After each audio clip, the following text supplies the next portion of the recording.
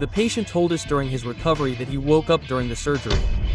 He bent it, he pulled it off, and the anesthetic was sprayed onto the floor. He knew what you were saying, but he didn't feel any pain. It was very terrifying. Because I initially studied at the National Defense Medical Center, and my family wasn't particularly wealthy.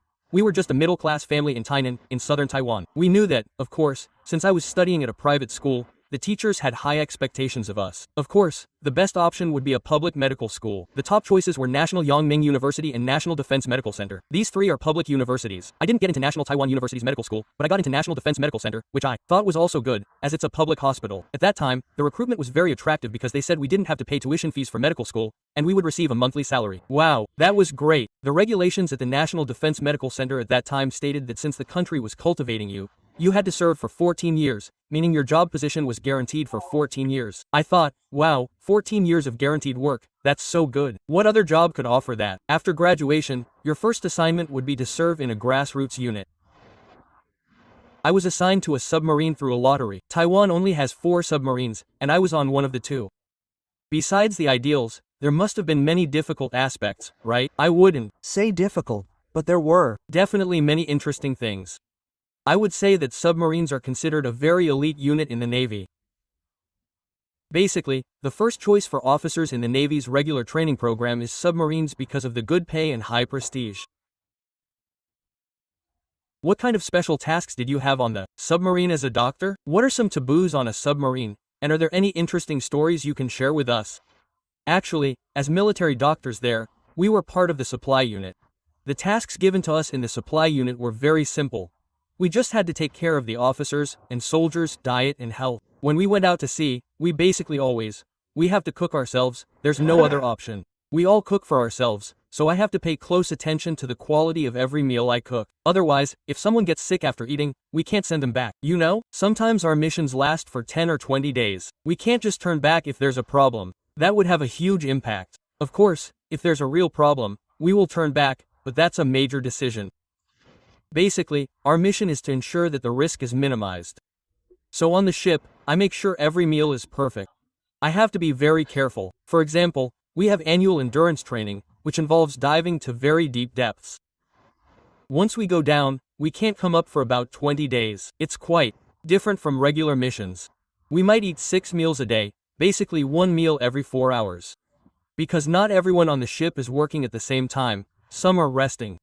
They take turns resting and working. It's so intense that a shift might be 4 hours long, and then after 4 hours, someone else has to take over. Those who worked for 4 hours need to eat afterwards. Those who are about to start their shift will be hungry. They need to eat to maintain their energy, right? Yes, to maintain their energy. Everyone takes turns, so we eat 6 meals a day. They might not eat 6 meals, but I have to eat 6 meals. But I'm not really eating 6 full meals. I just have to check the quality of everything I cook.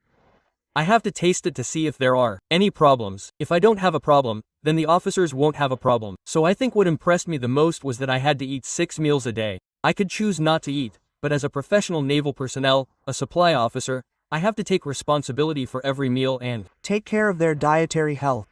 If I get diarrhea, then I might not be able to eat anymore. So you're the one who cooks for the emperor, so to speak. So I think these missions, whether it's a 3-day mission or even a mission lasting more than 20 days, regarding the duties, I feel that this is a relatively big challenge for me. Conversely, some of their inherent issues, such as seasickness and pain, I think are relatively minor problems. Are there any other contraindications? For example, women are not allowed on submarines. Because the space on a submarine is relatively narrow, there will be friction. Yes, 2 people might not be able to walk past each other face to face in a corridor. They might have to walk sideways. So this would be a problem for some female officers and soldiers. Therefore, the current regulations stipulate that women are not allowed on submarines. Oh, it's inconvenient. Inconvenient. Oh, I see. Yes, and including our bunks. For example, if we have 80 people on board for a voyage, there aren't 80 beds. There are probably less than 30 beds. This means everyone takes turns sleeping in the same bed. Taking turns sleeping. We call it hot bunking. Because the bed is always warm. There are some things that people might not be able to imagine, which are quite interesting. Regarding women on submarines, the rumors are different. It's said that women can't go on submarines because women bring bad luck. That's not the case. It shouldn't be. Sorry, I heard there are quite a few rumors about the bunks. Yes, the beds can't be separated for men and women. There isn't enough space. So, unless we can buy a larger submarine, maybe this problem can be solved. Do Submarines need to be ventilated? they have stored oxygen and fresh water? Okay. So everyone knows that diving in submarines, if we ascend too quickly, can cause decompression sickness, which we call diving decompression sickness. This needs to be treated with hyperbaric oxygen therapy. So, because of this experience serving on a submarine, it also laid the foundation for the treatments I do now, which are all related to oxygen. It has continued to this day. Yes, and then I chose this field, because we are assigned classes based on our grades after graduation. If you're First in your class, you can choose whichever field you want, if there's an opening in that field. So, when I had the opportunity, I resolutely chose anesthesiology. Okay, let me give you an example. A patient needs surgery. You'll spend a lot of time interacting with the surgeon, right? But the time you can interact with the anesthesiologist is probably only the time you open your eyes, prepare to close them, and then close them again. You see the anesthesiologist then, but when you wake up, you won't see the anesthesiologist anymore. So, anesthesiologists are relatively unsung heroes, ensuring that the patient doesn't experience pain, doesn't move around, and doesn't have any memory of the surgery. Otherwise, it would be terrifying. So, we anesthesiologists silently contribute to the patient's well-being behind the scenes. Ultimately, the patient won't remember us because they were asleep. If we don't know the patient's condition, right, and we just administer anesthesia, it's possible that something could go wrong even before the surgery is completed. This has actually happened. Of course, it didn't happen to me, but there was a case of a young man, about 20 years old, undergoing lumbar spine surgery using a minimally invasive technique. He was given anesthesia, and less than 5 minutes later, he went into cardiac arrest. Of course, they couldn't continue the surgery, because if the surgery is successful but the patient dies, it's meaningless. They immediately transferred him to the ICU for resuscitation, and he eventually recovered. Through further investigation, the nurses said that a few hours before the surgery, he had injected himself with heroin. After injecting the heroin, he felt very good and comfortable. When the time came, he was brought into the operating room. So, when the anesthesia was administered, the normal dosage was thought to be fine, but because of the interaction with the heroin, the sedative effect or the cardiovascular depressant effect was amplified. The effect was greater than expected, the heart rate was lower than expected, and the blood pressure was lower than expected. They were afraid his heart would stop and his blood pressure wouldn't recover. It turned out that the night before, he had injected himself with this drug. But nobody knew about it. Later, through further investigation and breaking through his defenses, they found out because he had injected himself with it the day before. Hello. Later, this patient did come in for surgery, and then everything was fine. Everything was okay. Because we confirmed that he hadn't been given the injection the night before, everything was fine. He finished the surgery successfully. Currently, this is also something I've realized throughout my career. You can think of everything. You can control everything very well. But there's always a loophole. You can't completely control the patient. This is also the high-risk aspect of our profession. Understanding the patient and the doctor, I'm talking about the surgeon, and even the nurses you work with. Everyone can make mistakes. Everyone can have a systemic inflammatory response syndrome situation. Yes, this is what I think is the high-pressure part. So, after I became very mature in this field, I resolutely decided to leave this profession, because football isn't a one-man game. There are many incompetent teammates. There are many incompetent teammates. Even if I know, for example, that tomorrow I have to assist in a heart surgery, and the surgeon is a certain doctor, I might not be able to sleep well the night before. It could be a famous doctor, a senior doctor, or a junior doctor. Even if I'm working with a certain nurse from the anesthesiology department, I might not be able to sleep well the night before. Because they are what I define as an incompetent teammate. Unless you're there from beginning to end, diligently administering the anesthesia, as soon as you turn your head away, they might give the wrong medication or the wrong dosage. Or they might not give something at all. The mental pressure is really immense. We have to constantly monitor these things. And no matter what level one reach, for example, if I become a senior physician or a chief director, this will always happen. So, that's why I felt we should change careers. To put it bluntly, whether we make money or not is one thing, but our professional career might be ruined. Why did I want to switch to my current field? Let me give you an example.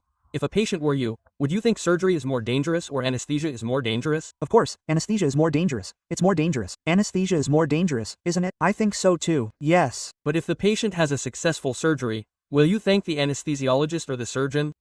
The surgeon. That's the most disadvantageous thing about our department. Yes. We work our butts off to protect the patient, but the credit all goes to the surgeon. Of course, the surgeon also makes a great contribution. Yes. But if the surgery doesn't go well, they blame you, and it's likely related to us, right? Poor anesthesia. Yes, this means that no matter how capable or skilled we are, the scalpel is in the surgeon's hands. Whether his surgical technique is good or not determines how much bleeding there is, and how good the patient's prognosis is. This is not something I can solve with anesthesia. Yes. So I decided to start my own business. Starting a business, yes. Under these circumstances, knowing that the root of many diseases starts from food, our hospital director has a food column mentioning how we should eat food and how to start prevention from the very beginning. We should first understand that regardless of the disease, such as stroke, dementia, high blood pressure, even aging and cancer, they are all caused by two problems. First, hypoxia. Oh, hypoxia. Many diseases stem from hypoxia, and the second is inflammation. Inflammation. These two problems cause many diseases. Yes. Can you list some foods so that our audience can have more knowledge, so that we can achieve these two things in our daily lives?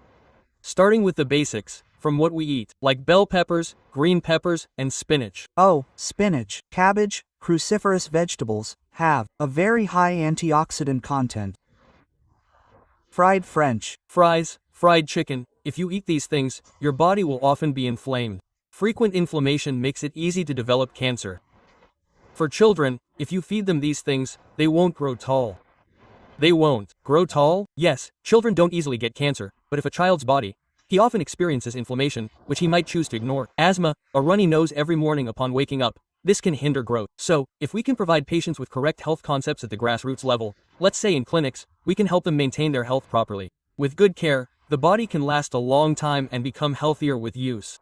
May I ask our Navy doctor, the anesthesiologist, to explain this? This has a theoretical basis. Please explain what it is exactly. I'm the best example. I'm not guilty of anything. Not guilty? Wow, humble and not drunk. Because in the field of anesthesia, in the early days, we used gaseous anesthesia, yes, inhaled anesthesia. Just imagine, you inhale it and then fall asleep.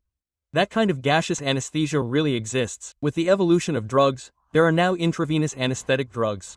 We don't come into contact with these drugs. They go directly into the patient's body. Since we don't come into contact with them, there's no exposure problem. But with gaseous anesthesia, we inhale it. Because sometimes, during the process of intubation and extubation, we might inhale the drug. Unconsciously, frequent exposure to this drug makes our brain and body, through the bloodstream, increase our immunity to anesthesia and our resistance to the drug. Okay, so indirectly, this causes our alcohol tolerance to improve, because alcohol also has an anesthetic effect. So that's how it is. But, when our body's resistance to anesthetic drugs becomes stronger, our resistance to alcohol also becomes stronger, so it does indeed help improve our alcohol tolerance. Now, I have a very important question for the director. In our anesthesia procedures, the responsibility is undeniable, and it's a situation where one mistake is fatal. This is something my colleague experienced. The patient, while waking up, told us that during the surgery, he knew everything we were doing. He knew what jokes the doctors were telling, what gossip they were discussing, and what music they were listening to. And indeed, our doctors did say those things, which is called awareness during anesthesia. Come here, this matter is very serious. Because during surgery and anesthesia, we need to protect the patient in at least 3 ways. First, the patient shouldn't feel pain during the surgery. We can't have the patient jumping up after we make an incision. That's unacceptable. Second, the patient must be completely asleep during the procedure. Third, the patient must not move at all during the surgery. If they move and feel pain, they might grab the surgeon, and that would be disastrous. If the patient wakes up during the surgery, it means that our anesthetic dosage is incorrect, or that the anesthetic didn't even enter their body. This would be a huge challenge to our professionalism.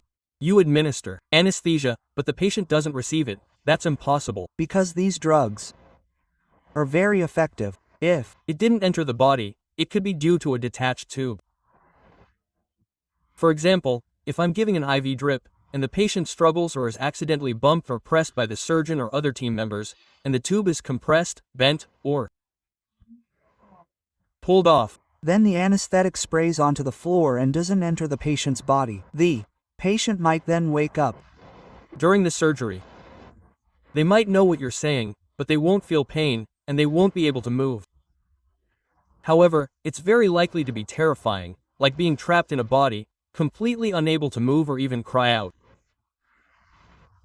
In the United States, if a patient makes such a complaint, and it's proven to be true, excluding those with mental illnesses, the anesthesiologist could potentially lose everything they own. Wow. This is a one-hit kill. There's no way to escape responsibility. If you like this creator's videos, go follow them. Have you found any other videos with the potential to go viral? Tell us about them. Click below to watch more interesting content. Yeah.